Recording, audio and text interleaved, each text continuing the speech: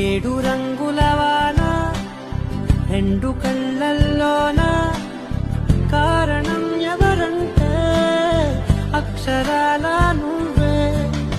ఇన్ని నాళ్లుగా ఉన్నా ఇప్పుడే పుడుతున్నా కారణం ఎవరంటే ఖచ్చితంగా నువ్వే.